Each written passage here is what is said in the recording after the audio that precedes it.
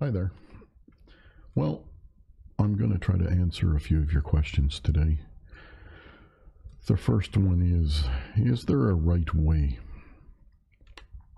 It's a difficult question. Is there a right way? No, there is no right way. There's no right way to look or perceive your reality.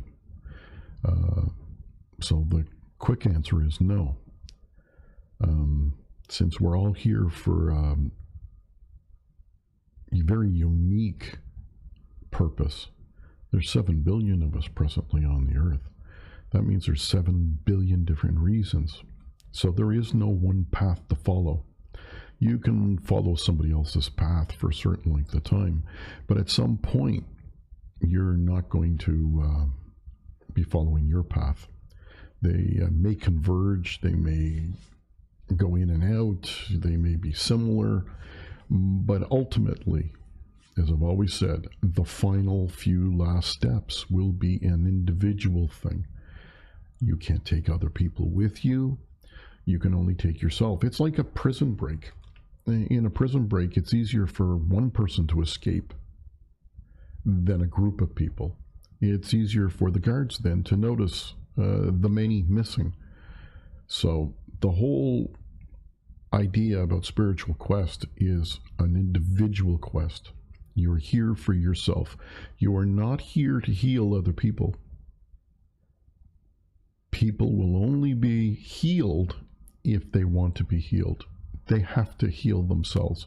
You are a healer per se, but at the same time, you're not really healing them. You're accepting, just in the fact that you think that they're ill, is compounding on top of the illness for them.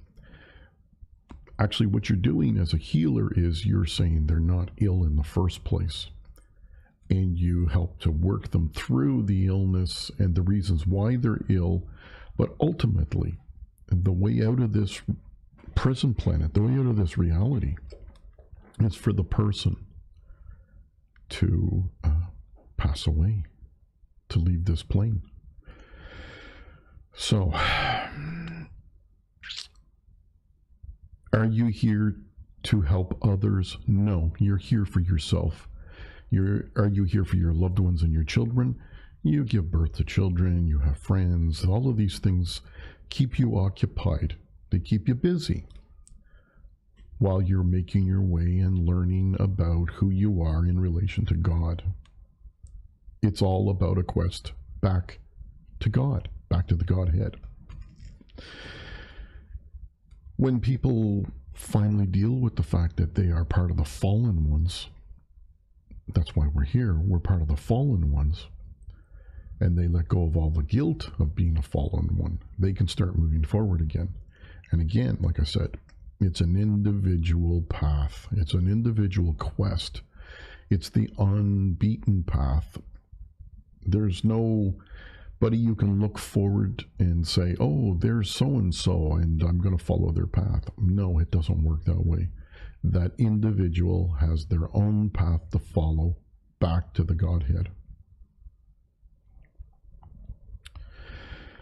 So, are you here also to defeat the dark side? Well, no, the dark side is just the opposite side from light. The same coin, different sides. And you got to find your way into the middle, into not picking one side or the other. We talked yesterday, or the last video, about the trine philosophy.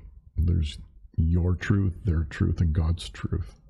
Once you understand that from different perspectives, everybody can be true, and correct. So there isn't any one answer for anything. There's multiple answers all the time, and this is the problem. How do you pick a side? There are people that will die for a side. They think that this side is good and this side is fascist and communist, and they don't have the ability to know. They're so wound up and caught up in the story that they can't see the truth. And the truth isn't got anything to do with that anyways. It's all about getting home. It's about being lost in the dark and finding the way home without any light. As soon as light is shone on the path, everybody gets on that path, and it's no longer your path. It's their path, and they'll go out of their way to prove you wrong. So basically, you do create your own reality. But it's a quest to find your way home. That's it, in a nutshell. That's it. You create your own reality, and it's about finding your way home, back to the Godhead. That's why you feel so disappointed, so upset. That's why you want to commit suicide. That's why you want to leave this reality. All of those things are all right. The problem is if you blow your head off with a gun and it's not your time, it's not going to be beneficial to your storyline, your higher self will say, well, they got to go back. And unfortunately, you go back with a hole in your head, and then you spend your time in a hospital convalescing. So you have to take the path of least resistance all the time. If you're sick, you go to your doctor appointments. If you got cancer, you take your cancer treatments. If you've got some other illness, some chronic illness that is debilitating, you take your medication. Why? Because that's the story here. As soon as you start doing something other than the story, you start creating attention. You don't want to create attention. And is there a cure for cancer? That's all bullshit. Everything is fake. Fake news, fake bullshit, shithole countries, shithole neighborhoods, everything. It's all because people create these stories. It's to pull yourself out of their story and work in your own story, which is your individual story of finding your way home. So part of that question is, you search for God, you'll find everything. It's not. Well, it's the same. That law applies to everything. Search for love, you'll find everything. It's not. That way, when you finally do find love, you'll understand what love is, because you'll know exactly what it isn't. And this is the problem. Every time you try to find your way home, you're going to find everything that it isn't. So that when you do, in that moment, take that last step, and then you realize it's mind-blowing.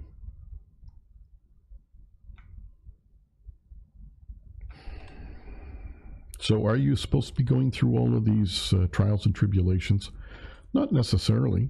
These are things things that you set up in your way to slow yourself down. Why? Because one of the reasons most often for people on a spiritual quest is they don't want to leave family members behind. They know that something's wrong. They want to go and find something that's right, and they want to bring family along. Well, they have their story too. As I said, 7 billion people have a story.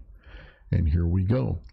The part of the spiritual quest, the teachings, the finding peace within, is to realize that they are totally autonomous from you. They are not connected to you. You may have given birth. They may be your child. You may be very in love with this person. But like I said at the very beginning of this post, it's like a prison break. You got to think of it as a prison break, and you can't break out taking everybody along with you, especially the ones that don't want to go. There's a lot of people that are happy here. There's a lot of very successful people. They're enjoying themselves. Those are the young souls. The young souls really, really like it here. They're making money. They're having sex. They're using drugs. They're doing all kinds of things. Why would they want to go? The old souls, like ourselves, the people that are listening to this, we're done. It's only a matter of time. We're gathering information, we're making our way, and for some of us, we've been asked to stay. As you know, I've had 4 near deaths, and each time I come back with a little bit more knowledge, or remembering a little bit more knowledge, and the memories that, it's about just being here to be used to push people in certain ways as an instrument of God's will. But part of the price I had to pay, as I've said before, and it's in the books, is that the collective, the other 7 billion people, will not accept somebody like me who's basically graduated, moved on, and then forced to stay, has a good time. The very people that are having a really good time, drug, sex, alcohol, these people refuse to allow us to have those things because we're about to leave, and we're going to have it actually better. But for now, we're here. These are the last few stages. And, you know, when you've passed through the veil and you don't even look back, but then you're asked to come back, it is a little painful. But at some point, you do get used to it. You get used to the fact is that you're here, you never know when you're going to be needed, and when you're needed, it's kind of nice when God says, do this, say that, do that for that person. But it's never what the extreme fanatics of religion ever say. They're the first to say, oh, that wasn't God, that was the devil. Well, you see, this is why we have to stay out of these things, these stories, these arguments. The one right now is flat earth. It doesn't matter to your story and your quest for home whether the earth is flat or whether it's a sphere. Who cares? We don't know. So what? It's not important. But it drags people back into the story of arguing with other people and fighting with other people. It's like, did they land on the moon? Did they not? It doesn't matter. It doesn't. It doesn't matter whether they landed on the moon. Who gives a shit?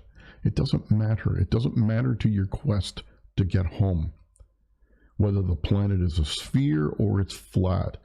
But if you spend all your time fighting over those things with people, you're here. The idea is to unravel those strings that are holding us here. So yes, fake news is a problem. The problem is, though, is that we don't know what the truth is anymore. And people are now fighting and arguing over things that don't matter. It doesn't matter. It really doesn't. So, the spiritual quest is an individual quest. It's to find your way home, back to the Godhead.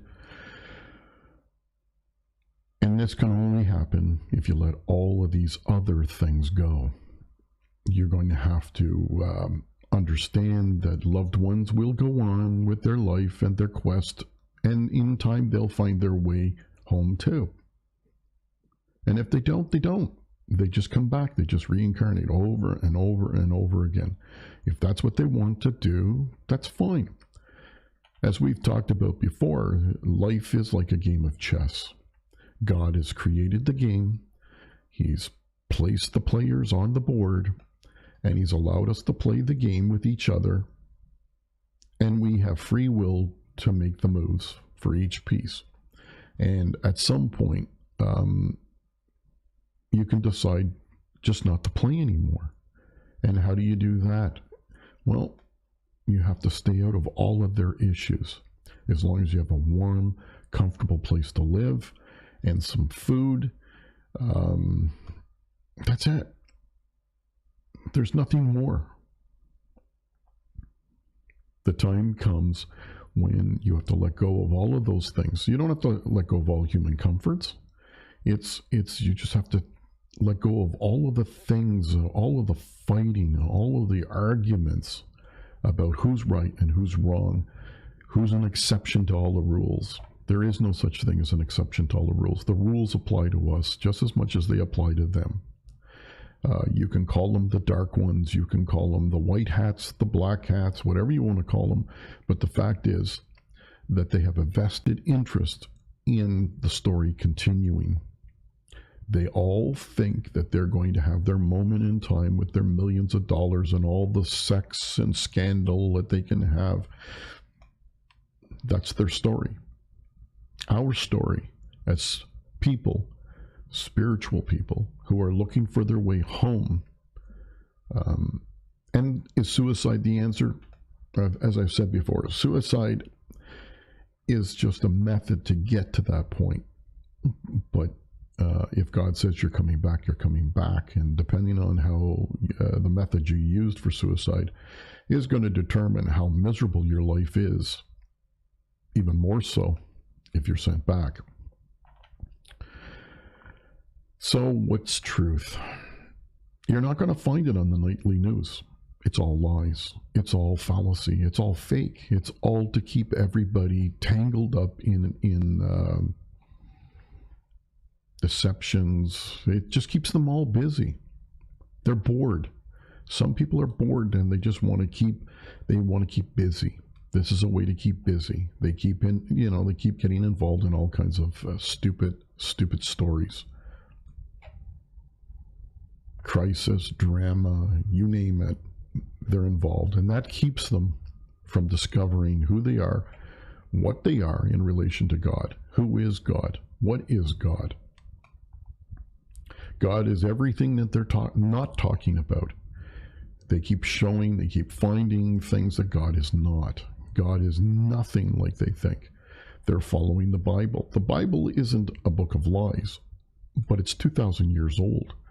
And to think that some of us are still stuck where they are 2,000 years ago, using a method of 2,000 years ago, we have to expand our minds. God's been asking us to expand our minds and think. Think about the possibilities. Play in the game, but don't be caught up in the emotions of the game.